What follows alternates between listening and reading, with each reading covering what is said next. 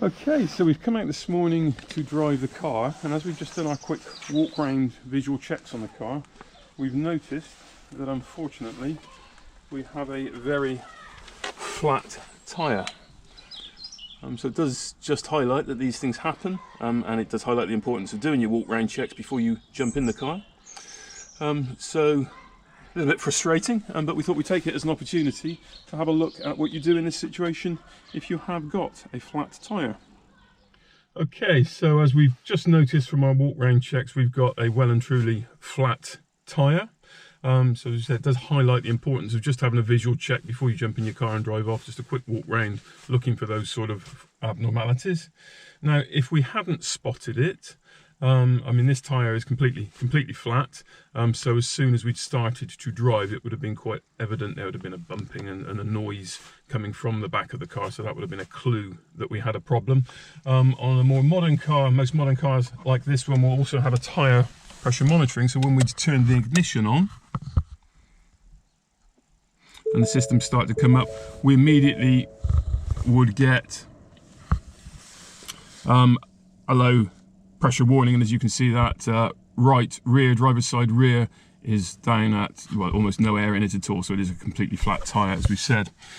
So what we thought we'd do is have a look at what you now do in this situation and how we overcome that, as both the RAC and the AA will confirm flat batteries and flat tyres are the two most common causes of breakdown and require call out for them.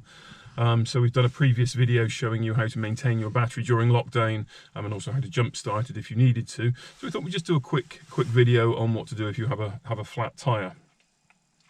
Now, for a lot of people, simplest solution would be to reach for your recovery breakdown service. So if you're a member of the RAC or the AA, that's very simple. You make a call and they come and resolve the problem for you as part of your service agreement with them.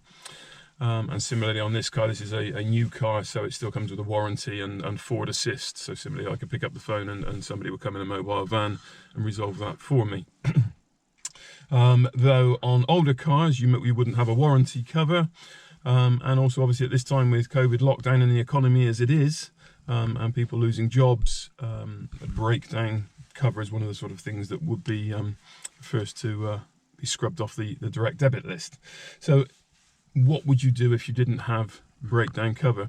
Now, the first thing to say is if the car is located in a dangerous location, so certainly you wouldn't attempt to change a wheel for yourself on the side of a dual carriageway, on a hard shoulder, or on a motorway, or really, I personally wouldn't attempt it on any sort of main road whatsoever. You just have to bite the bullet on that, make the call, and sort the cash out later, but your safety is the most important thing, so don't take any risks on that. However, is that the ability to change a car tyre is something you'll find in all car owners' manuals. It's something that an owner should potentially be capable of doing if they choose to, and there are certain situations, if you're in a safe location, so here we are at our home location, it's reasonably safe, and when it's actually more convenient, we can probably change the wheel in 10 minutes. If you've got to wait for a recovery service to come out, you're probably waiting 30 minutes or more for them to even arrive. So the last time I had a puncture, it was Christmas Eve in the depths of Devon, and trying to get a recovery service out at that time was not easy. So having the ability to get myself moving and be self-sufficient, if you like, is quite useful in certain circumstances. So important to pick the circumstances. So the first thing to do is to be familiar with your owner's manual instruction, because every car will be different, and the instructions given by your car manufacturer will be for safety, and so it's crucially important that you understand that. And this is the key point. If we refer to the Ford's manual, what you'll notice that the pages relating to wheel and tyre changing run to many pages. And so to be reading that for the first time when you've had your breakdown, if you are, typically breakdowns don't happen at a convenient time, so you're likely to be flustered and not in the best frame of mind to be taking in that information. So to have taken some time and just familiarised yourself with your car's handbook, if you think you ever would attempt this process, would be sensible. And also to have checked that all the equipment in your boot is actually there. If you bought a second-hand car, you want to check that all the components are there. So even if you're not doing it, the person who comes to do it has got all the components they need. So during this lockdown period or college holiday periods, probably worthwhile, say it's the two key elements that are likely to leave you stranded. So have a look in your manual, understand what's involved in changing wheel on your own car, and also the jump starting procedure, as we said, for flat batteries. So what we'll do, I've never changed a wheel on this car, so it'll be a journey of discovery for all of us. We'll just explore it and see how we get on, and then it'll give you an idea of whether you think it's something you would feel comfortable undertaking. But as I say, seek professional guidance. Just use this. This is purely for entertainment. Every car will vary. Just use it as a bit of a guidance of what is involved in doing it. Okay, so we're going to be jacking the car up, lifting one end of it up. So it's really important to ensure that the car is on flat, level ground, not on an extreme slope. As you start jacking it up, it can then roll forward or backwards. So really important to firstly check that the parking brake is secured, and then typically take a gear. So we would put the car into first the lowest gear or reverse gear, and then the engine and the gearbox are stopping the wheels rotating as well to help prevent the car move forward and roll off to the jack.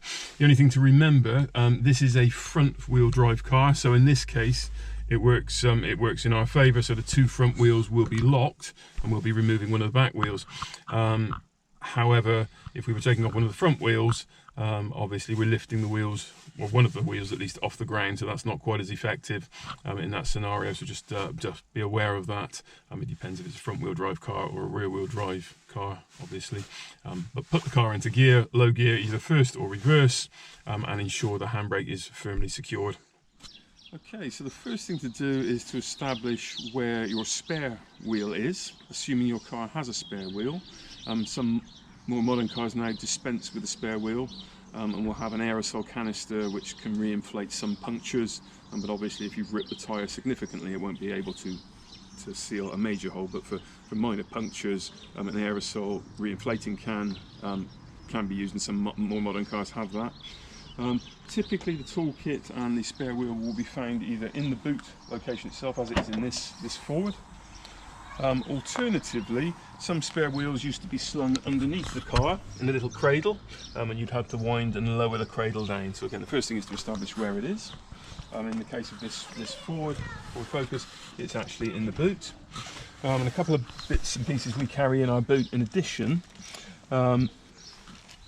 Really important to have some high visibility vests, and if you were doing this at a roadside location, really important to put that on for your safety and to make you visible to other road users, and to use your warning triangle to give advanced warning.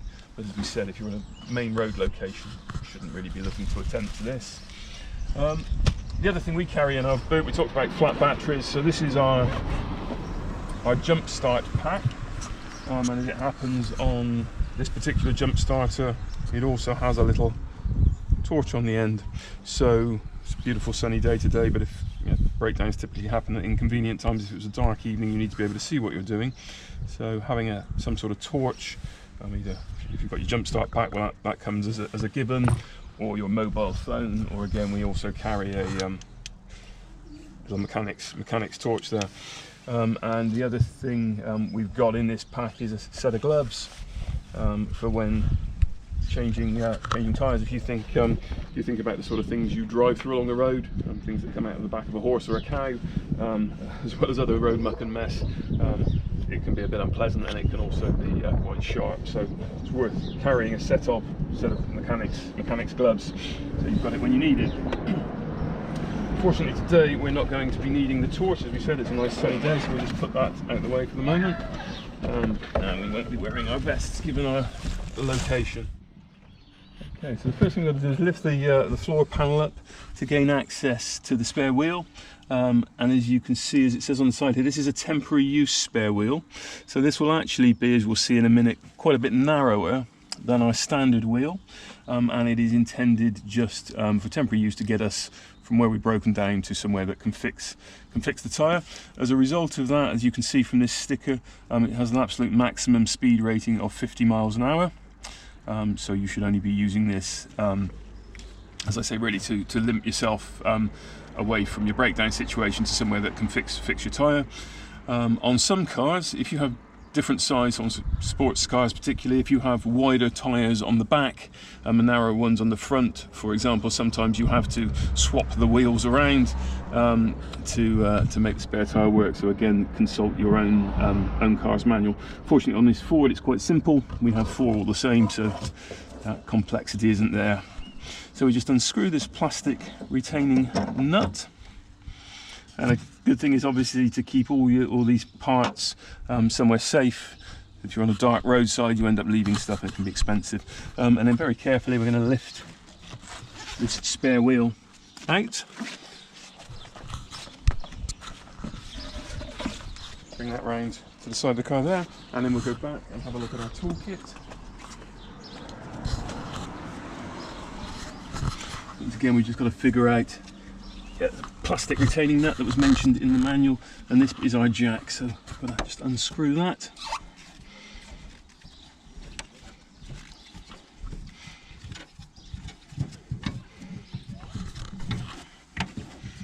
So this is an emergency jack. It is only intended for lifting the car very briefly, just to swap a wheel. That's its only intention. Shouldn't really be using this type of jack for any other purpose.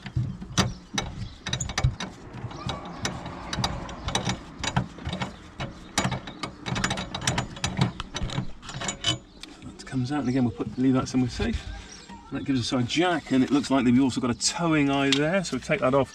That is, you'd screw that into the front of the car or the rear of the car if you needed to attach a tow rope to your car. So that's what that's about. Okay, so we'll just have a little look at what we've got here. So we've got the jack and the wheel wrench. Looks like we slacken that off. In this case it'll always vary, but this is the Ford design, quite a neat design. There we go, so that's the jack itself.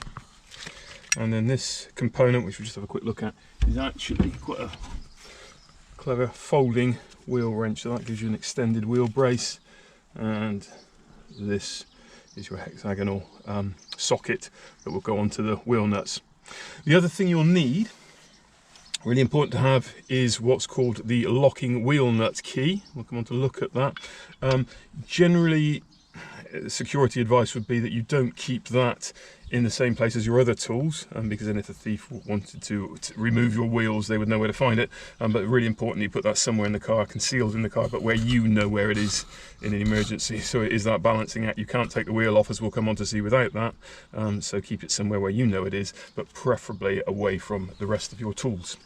Okay, let's go and have a look at how we now use these tools and take the wheel off. Okay, so we're now round at the wheel, as you can see, and we've got these 1, 2, 3, 4, 5 on this car, bolts, retaining bolts, which hold the wheel in place.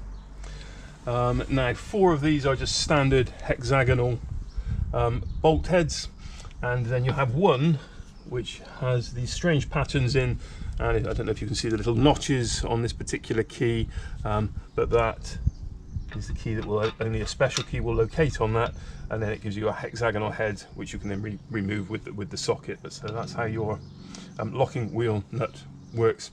So the first thing we need to do while the car is still on the ground is just slacken these bolts off, because they will be reasonably firmly torqued tight. So we just need to release them just very slightly, so that we can then continue to unwind them once the car is raised. So we'll start in this case with the locking wheel nut. Put that on, ensure it's fully pushed on, and then a little rhyme to help us remember which way we turn the socket. It's righty tighty, loosey lefty. So we want to loosen them, so we're going to turn to the left. So loosey lefty, in this case pushing down. And this is quite a long lever, so we've got a lot of mechanical advantage, so sort of just half a turn there just to slacken it off. Release that one just slightly, and then the same with all of these other ones. So just enough to make sure that they are free turning. We tend to try and unwind them in a bit of a diagonal pattern, one opposite if we can, and we retighten them similarly. Half a turn on each one to ensure they're loose. Otherwise, if you jack the wheel up and then discover they're fitted tightly, you can't apply the necessary force. So that's just loosened those off. Okay, so the first thing to do is to identify where the jacking points are on your car. And so typically there'll be a jacking point at the rear of the car for lifting up the back, and another one at the front. And your manual will explain exactly where that is. But typically this will be on a reinforced section, but it's very important that you put the jack in the correct place. Otherwise you're trying to lift the car, the heavy weight of the car, on a section that isn't reinforced. So it's very important to identify that from the manual. So if we just have a little look underneath the car. Now typically you'll find a metal lip, a bit of a sill lip, and as you can see then on the jack you have a groove into which that lip will fit, a slot like that. And so on this car we've got the plastic trim here, and there's a cutout which makes it very clear that that is the part of that seam that you want to locate your jack. And so we'll go ahead and do that now. So what you'll notice, the jack is an awful lot smaller than it was when we took it out of the boot. I've wound it down. So this is what's called a scissor jack, because they scissor apart. So if you screw them, they go up and down like that. So when it came out of the boot originally, it wouldn't have fitted underneath the car. So what I've done to start with is wound it down to a point where it is low enough so we can fit it up under the car. Clearly it needs to be on a firm flat surface, so if you were trying to do this on wet grass where the weight of the car is just going to sink down into the grass, that's not going to work. It needs to be a solid flat surface. So just check that, and then we place that under and then gently start to wind that back up. And at the moment, as you can see, I'm just using my fingers. There's no pressure required at this stage, so we just make sure it's correctly located on that sill. Okay, so that is now the jack in place. Now what the manual also recommends, if you remember, we put the car into first gear, and we've also applied the handbrake, but what you must remember is the handbrake works on the rear wheels, and we're going to be lifting certainly one of those rear wheels off the ground. So the handbrake won't be particularly effective in this situation, but we have got it in first gear, and so the front wheels are locked through the gearbox. But in addition to that, the Ford manual recommends that you chock the opposite front wheel to stop the car in any way rolling. So we'll just go and do that now, if you follow me around.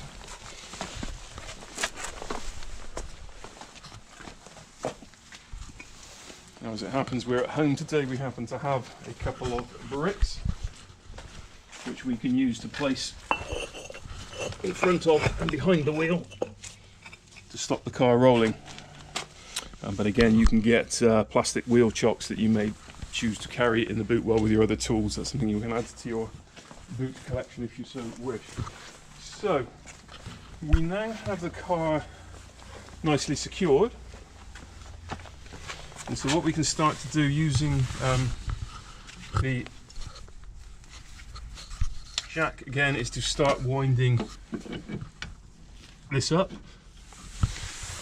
And so this time we want the jack to go up, so we're going to the right, so righty-tighty.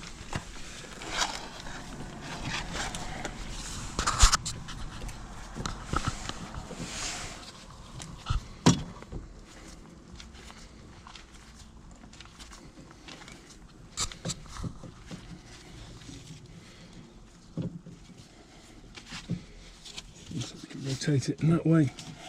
Just getting used to how this particular tool works rather than the ratchet.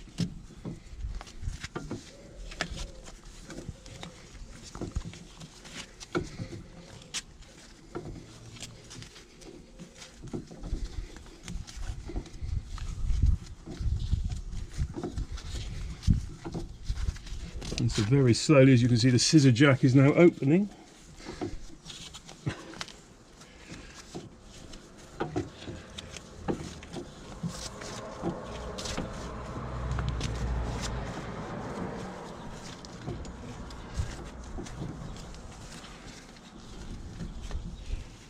And so very soon, hoping you can see daylight underneath that wheel.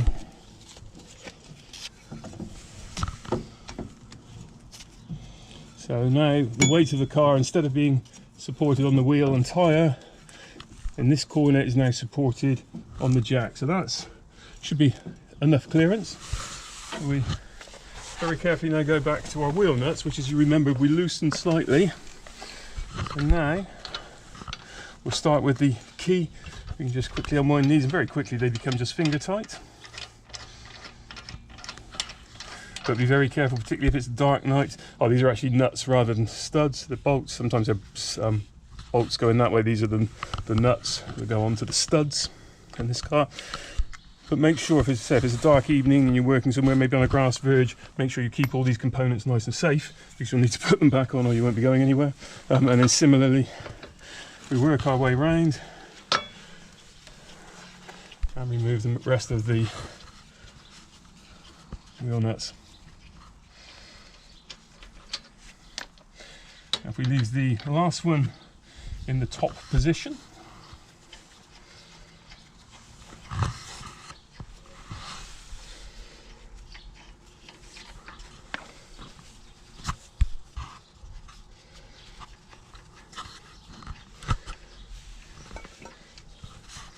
okay, and so we don't want to be, we want to be reasonably organised and ready to do this process reasonably quickly. We don't want it sitting on a temporary emergency jack, particularly if the other vehicles going past, with the potential for the wind and disturbance caused by a lorry, for example, to shake it off the jack. So as I say, we wouldn't normally be doing this at the roadside, but any location you don't want to just leave it hanging there on an emergency jack.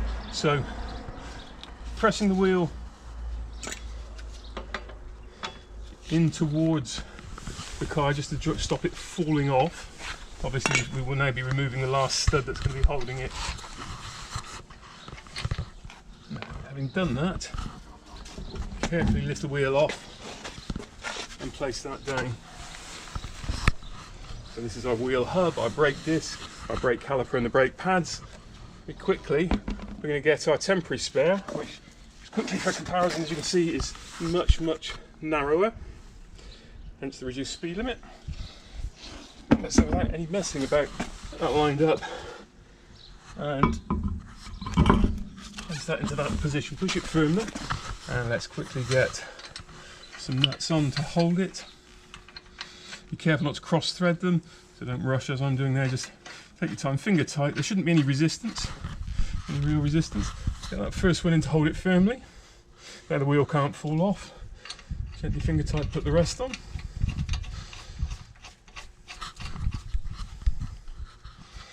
So now the car is significantly safer than it was. Now we've got a wheel back on, so if anything were to go wrong with the jack, at least the car is not going to drop down onto the ground. It will drop onto the wheel, but we hopefully can avoid that. So let's put those 5 into place.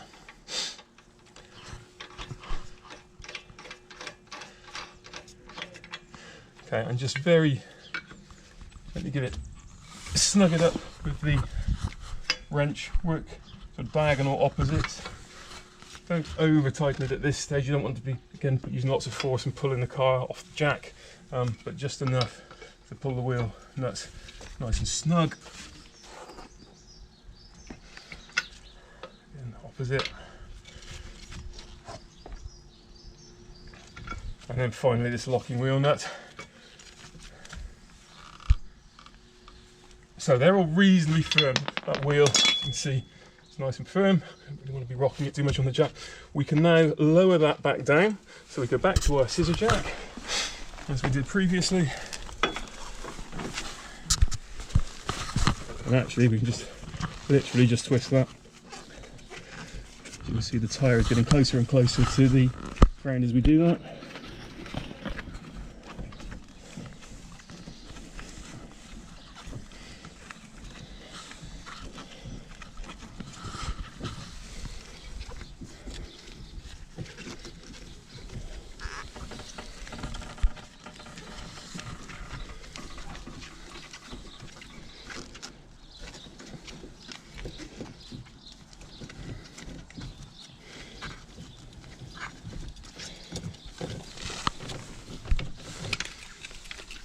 and then just wind it down so it's small enough to be able to slip your jack out. Having done that, now the car is now nice and secure back on the floor, we will just tighten the wheel nuts just slightly. So again, this isn't a crazy test of strength. You can over tighten them and do damage, but so obviously the leverage you get from this, everybody's obviously physical strength will vary, so it's a difficult one to convey, but certainly good firm push down. Diagonally opposite.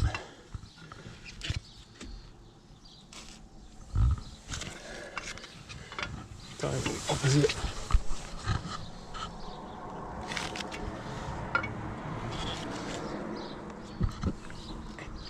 And then finally with a locking wheel nut.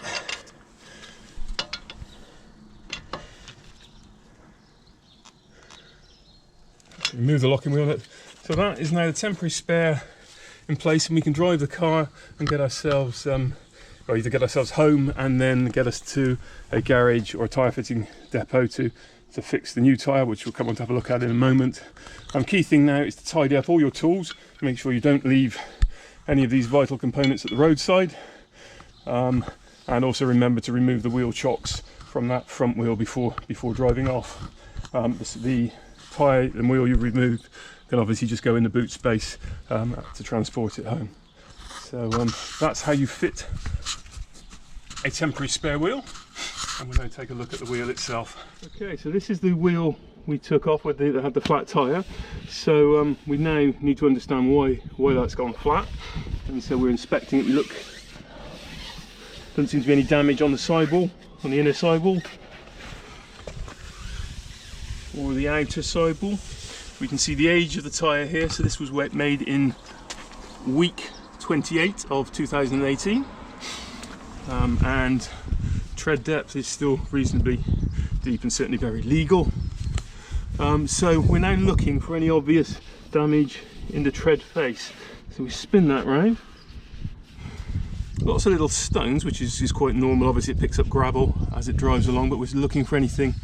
I think it's looking highly likely to be our culprit. As you can see there, there is a screw which has gone through the tyre itself, and that will have been allowing air to leak out, causing the flat. In terms of whether or not this tyre can be repaired, as you can see there's still a reasonable depth of tread, so it's got a lot of mileage left in it, but we'll have to take advice from a tyre professional.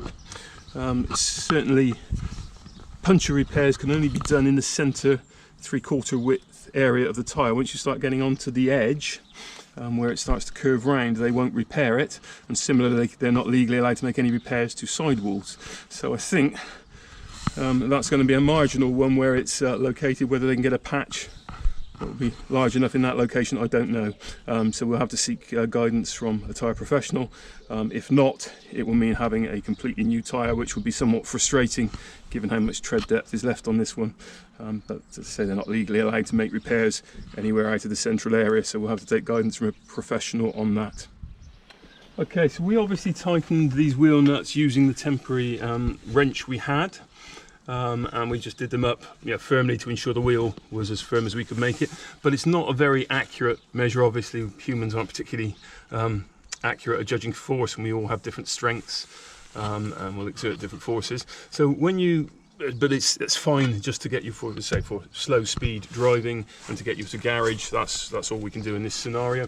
When you go to a garage and they put your main wheel back on, they will use what's called a torque wrench, which is this device here, and then if you refer again to the owner's manual, it will have lug nut torque settings, either measured in Newton meters or pounds feet, so 135 Newton meters or 100 pounds feet of torque. And so there's a little scale here on this particular one of either pounds feet or Newton meters, so we've set this to 135 Newton meters. If we put that on now, it would be interesting to see just how close we were. So that clicking noise tells us we are now at the correct torque. So again, if we come across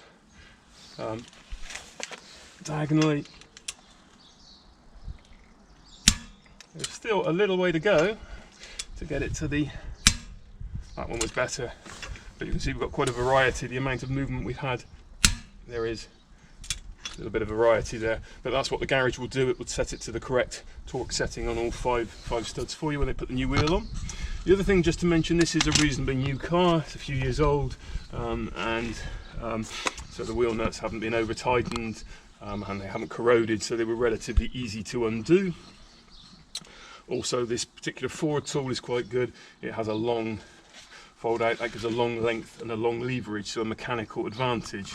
On other cars you may only have a short length of wrench, which can make it difficult, and as we said, obviously we all vary in our strength, so if you had a wheel nut that was particularly corroded on, it could be difficult to remove. So a little tip on that is, if you put the wrench on, and first of all make sure it is firmly pushed on, and again think about it, remember what we said, it's loosey lefty, so put it up there. If you put it in the 12 o'clock position, you want to be turning it this way, left, not right, so it's loosey lefty, righty tighty. If you then put it on to the horizontal position and just place your foot on it, you can then exert quite a bit of pressure just to release that nut if you don't have the physical strength in your hands and arms. So you can push that down, and then you can just reposition it if it didn't go down far enough. Reposition it one more time, and again, if you haven't got the physical strength, you can even put your weight just to slacken it off.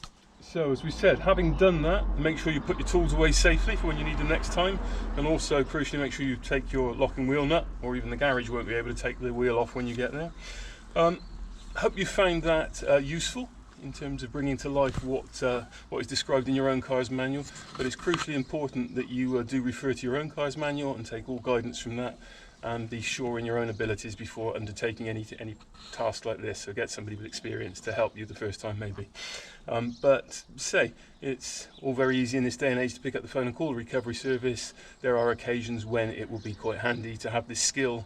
So it's in the owner's manual, it's something within the capabilities of most car owners, but you don't want to be trying it for the first time at the side of the road on a dark night. So maybe during lockdown have a read of your manual and understand what's going on.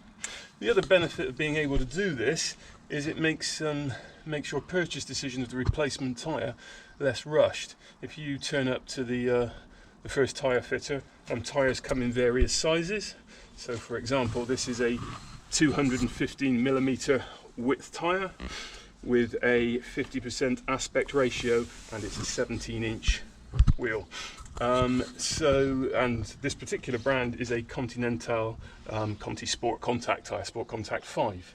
Now, when this car left the factory, as any other car, it would have left with a matching set of 4 tyres.